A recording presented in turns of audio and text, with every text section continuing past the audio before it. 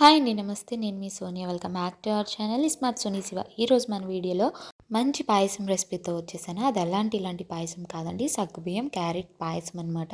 చాలా చాలా టేస్టీగా ఉంటుంది. ఈ ఎండలకి నీరసంగా ఉంటుంది కదా, సో వెంటనే నీరసాన్ని తగ్గించి ఒంటికి శక్తినిస్తుంది. అలాగే ఒంట్లో ఉన్న వేడిని కూడా కరిగిస్తుంది అనమాట. వేడి కూడా తగ్గుతుంది, చలువ చేస్తుంది ఒంటికి. అలాగే హెల్త్కి కూడా చాలా మంచిది, నీరసాన్ని తగ్గిస్తుంది. సో ఈ ఎండలకి ఒకసారి ఇలా క్యారెట్ సగ్గుబియ్యం పాయసాన్ని ట్రై చేయండి. ఈ వీడియో చూసాక చేసుకోవడం చాలా ఈజీ అనమాట. ఇక్కడ ఈ క్యారెట్ సగ్గుబియ్యం పాయసం కోసం నేను 1/2 kg క్యారెట్స్ తీసుకున్నాను. కరెక్ట్గా ఇవి 250 గ్రామ్స్ ఉన్నాయి. ఇక్కడ రెండే వచ్చాయన్నమాట. ఇప్పుడు వీటిని శుభ్రంగా వాష్ చేసుకొని పైన పీల్ తీసుకొని నేను వీడియోలో చూపించిన విధంగా చక్కగా ఇలా తురుముకొని ఒక ప్లేట్లో పెట్టుకొని పక్కన పెట్టుకోండి. ఇప్పుడు ఒక బౌల్ తీసుకొని అందులోకి ఒక అరకప్పు దాకా సన్నటి సగ్గుబియ్యాన్ని అయితే తీసుకుంటున్నాను. మీరు లావు సగ్గుబియ్యం అయినా తీసుకోవచ్చు. లావు బియ్యం కనుక తీసుకుంటే ఒక గంట ముందు నానబెట్టుకోండి. ఇక్కడ సన్నటి సగ్గుబియ్యం తీసుకుంటున్నాం కాబట్టి మనం డైరెక్ట్గా రెసిపీ చేసే ముందే ఈ సగ్గుబియ్యాన్ని తీసుకొని నీళ్ళు పోసుకొని ఒక 2-3 సార్లు చక్కగా వాష్ చేసేసుకోవడమే.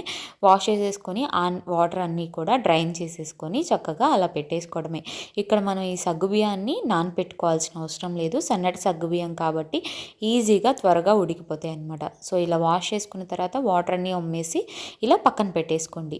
ఇప్పుడు స్టవ్ మీద ఒక బాండీ గిన్నె తీసుకోండి. ఈ బాండీ గిన్నెలోకి నెయ్యి వేసుకోండి. ఒక 1 టేబుల్ స్పూన్ దాకా నెయ్యి వేసుకొని నెయ్యి కొంచెం కరిగిన తర్వాత ఒక 1/2 కప్పు దాకా డ్రై ఫ్రూట్స్ని వేసుకోండి. నేను ఇక్కడ బాదం పప్పు, జీడిపప్పు, అలాగే బ్లాక్ గ్రెయిన్స్ వేసుకున్నాను. సో మీ దగ్గర ఏది అవైలబుల్ ఉంటే అది వేసుకోండి. డ్రై ఫ్రూట్స్లో జీడిపప్పు అయినా వాడుకోవచ్చు, లేదా అచ్చగా బాదం పప్పు అయినా తీసుకోవచ్చు. ఇవి ఇలా దోరగా ఫ్రై అయిపోయిన తర్వాత ఒక బౌల్లోకి తీసుకొని పక్కన పెట్టుకొని ఇప్పుడు అదే నేతిలో మనం ముందుగా తురుముకొని పెట్టుకున్నాం కదా క్యారెట్ తురుము మొత్తాన్ని కూడా వేసేసుకోవాలి. మీకు ఏదైనా కొంచెం నెయ్యి తక్కువగా అనిపిస్తే ఇంకొక 1 టీ స్పూన్ యాడ్ చేసుకోండి. నేను తీసుకున్నదైతే కొంచెం నెయ్యి ఎక్కువగానే ఉంది, సో సరిపోయిందనమాట. సో మీడియం టు సిమ్లో అడ్జస్ట్ చేసుకుంటూ మాడిపోకుండా కలుపుకుంటూ క్యారెట్లోంచి పచ్చివాసన పోయేంత వరకు వేయించుకోవాలి. చూడండి, మనం తీసుకున్న క్యారెట్ అనేది సగం వరకు ఇలా రెడ్యూస్ అవ్వాలన్నమాట. అప్పుడు మనకి క్యారెట్ వేగి కమ్మటి వాసన వస్తుంది. ఆ టైంలో ఇలా ప్లేట్లోకి తీసుకొని పక్కన పెట్టేసుకొని ఇప్పుడు అదే ప్యాన్లో 1 లీటర్ వరకు పాలను వేసుకోవాలి. నేను ఇక్కడ ఫుల్ ఫ్యాట్ మిల్క్ తీసుకుంటున్నాను. పాయసం అనేది మనకి రిచ్గా క్రీమీగా వస్తుంది. మీరు నార్మల్ లో ఫ్యాటీ అయినా కూడా వాడుకోవచ్చు. ఇలా పాలు వేసుకున్న తర్వాత మీడియం టు హై ఫ్లేమ్లో అడ్జస్ట్ చేసుకుంటూ పాలు అనేది ఇలా 2-3 పొంగులు రానిచ్చుకొని అలాగే పాలని కొంచెం బాయిల్ చేసుకోవాలి, కొంచెం మరిగించుకోవాలన్నమాట లైట్గా. ఇలా చూడండి, ఇలా చక్కగా పొంగొచ్చి 2-3 పొంగులు వచ్చిన తర్వాత ఇలా మరుగుతూ ఉన్న టైంలో ఇందులోకి మనం ముందుగా పక్కన వాష్ చేసుకొని పెట్టుకున్నాం కదా సగ్గుబియ్యం, చూడండి పొడి పొడిగా ఇలా ఉంటాయి అన్నమాట. ఇప్పుడు ఈ సగ్గుబియ్యం మొత్తాన్ని కూడా ఈ పాలల్లోకి వేసేసుకోవాలి. వేసేసుకున్న తర్వాత స్టవ్ని మీడియం ఫ్లేమ్లో పెట్టేసుకొని కలుపుకుంటూ ఉడికించుకోవాలి. అలాగే వదిలేస్తే అడుగు పట్టేస్తాయి అన్నమాట సగ్గుబియ్యం అనేది. సో కలుపుకుంటూ ఒక 2 నిమిషాలు ఉడికించుకుంటే చూడండి మనకి సన్నటి సగ్గుబియ్యం కాబట్టి త్వరగా కుక్ అయిపోయి ఇలా పైకి అనేది ట్రాన్స్పరెంట్గా వస్తాయి. అలాగే చూడండి ట్రాన్స్పరెంట్గా అయిపోయి పైకి తేలుతాయి అన్నమాట పాలల్లో, అప్పుడు ఉడికినట్టు. ఇవి ఉడికిన తర్వాత ఇందులోకి ముందుగా వేయించుకున్న క్యారెట్ తురుమును కూడా వేసేసుకోవాలి. ఇవి ఉడికిన తర్వాతే క్యారెట్ తురుము అనేది వేయాలి. ఉడకకుండా మాత్రం క్యారెట్ తురుము వేసుకోవద్దు. సన్నటివి కాబట్టి త్వరగా ఉడికిపోతాయి అన్నమాట. సో ఇలా క్యారెట్ తురుము కూడా వేసుకున్న తర్వాత అంతా కలిసే విధంగా కలుపుకొని మీడియం ఫ్లేమ్లో పెట్టుకొని ఒక 2-3 నిమిషాల పాటు మరిగించుకోవాలి. క్యారెట్ కూడా చక్కగా మెత్తగా ఉడికిపోయి ఉంటుంది. ఈ సగ్గుబియ్యం కూడా ఇంకా సాఫ్ట్గా అయిపోయి ఇలా చక్కగా థిక్గా అవుతుంది అనమాట.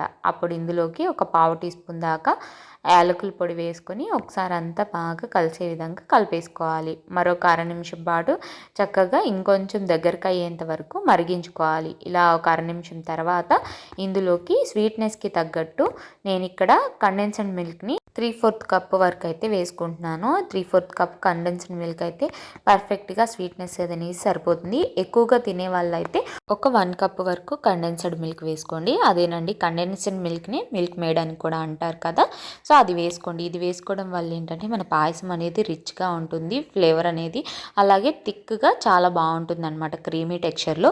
మీది కనుక ఈ కండెన్స్డ్ మిల్క్ దొరకకపోతే ఇన్కేస్ షుగర్ అయినా కూడా యూజ్ చేసుకోవచ్చు. షుగర్ ఇష్టం లేని వాళ్ళు బెల్లం అయినా వాడుకోవచ్చు. బెల్లాన్ని అయితే ఇలా అంతా కలిపేసుకొని స్టవ్ ఆఫ్ చేసుకున్న తర్వాత యాడ్ చేసుకోండి. సో చూడండి, ఇలా కండెన్స్డ్ మిల్క్ కూడా వేసుకున్న తర్వాత చక్కగా ఇలా థిక్గా అవుతుంది. అప్పుడు మనం ముందుగా వేయించి పెట్టుకున్న డ్రై ఫ్రూట్స్ని కూడా వేసేసుకొని మరొక హాఫ్ మినిట్ పాటు ఇలా చక్కగా కలుపుకుంటూ ఇంకొంచెం థిక్గా అయ్యేంత వరకు ఉంచుకోవాలి. చూడండి మనకి పాయసం కన్సిస్టెన్సీ అనేది ఇలా ఉంటుంది. కొంచెం చల్లారే కొందికి కొంచెం థిక్గా అవుతుందన్నమాట. సో ఈ కన్సిస్టెన్సీ వచ్చిన తర్వాత స్టవ్ ఆఫ్ చేసుకొని పక్కకు దించుకొని వేడివేడిగా బౌల్లోకి సర్వ్ చేసుకోవడమే. చాలా ఈజీ ప్రాసెస్లో చేసుకోవచ్చు. అలాగే డిఫరెంట్ టేస్ట్తో చాలా చాలా బాగుంటుంది. మనం ఇందులో క్యారెట్ కూడా యాడ్ చేసాం కాబట్టి హెల్త్కి మంచిది. అలాగే ఇది వేడిని కూడా తగ్గిస్తుంది అనమాట. సో ఇలా బౌల్లోకి చక్కగా వేసుకున్న తర్వాత పైనుంచి కొంచెం గార్నిషింగ్ కోసం వేయించుకున్న డ్రై ఫ్రూట్స్ని అలాగే కొంచెం సాఫ్రాన్ని కూడా వేసి నేను గార్నిష్ చేస్తున్నాను. అంతేనండి, మన సింపుల్గా క్విక్గా అయిపోయే సగ్గుబియ్యం క్యారెట్ పాయసం అయితే రెడీ అయిపోయింది. చాలా చాలా థిక్గా క్రీమీ టెక్స్చర్తో చాలా బాగుంటుంది. చూడండి, మీకు చూస్తుంటేనే ఆ టెక్స్చర్ అనేది తెలుస్తుంది కదా, ఎంత క్రీమీగా ఎంత రిచ్గా ఉందో. టేస్ట్ కూడా చాలా చాలా బాగుంటుంది. ఒకసారి తప్పకుండా మీరు కూడా ట్రై చేయండి. నేను చెప్పినట్టు బెల్లం వాటర్ వేసుకునే వాళ్ళు కనుక అయితే పాయసాన్ని దించేసిన తర్వాత పాయసం చల్లారిపోయిన తర్వాత బెల్లం వాటర్ని యాడ్ చేసుకొని కలుపుకోండి, సరిపోతుంది.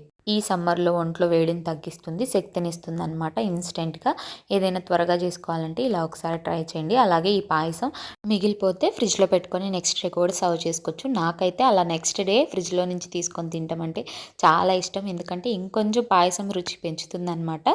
సో మీరు కూడా తప్పకుండా ట్రై చేయండి. ట్రై చేశాక ఎలా వచ్చిందో మీ ఫీడ్బ్యాక్ని నాతో షేర్ చేసుకోవడం అస్సలు మర్చిపోవద్దు. ఈ వీడియో అయితే నచ్చిందని అనుకుంటున్నాను. వీడియో నచ్చితే వీడియోని లైక్ చేయండి, మీ ఫ్రెండ్స్ అండ్ ఫ్యామిలీ రిలేటివ్స్కి షేర్ చేయండి. ఇంకా ఇలాంటి ఎన్నో ఈజీ అండ్ క్విక్ రెసిపీస్ కోసం ఈ స్మార్ట్ సోనీ శివ ఛానల్ని సబ్స్క్రైబ్ చేయండి.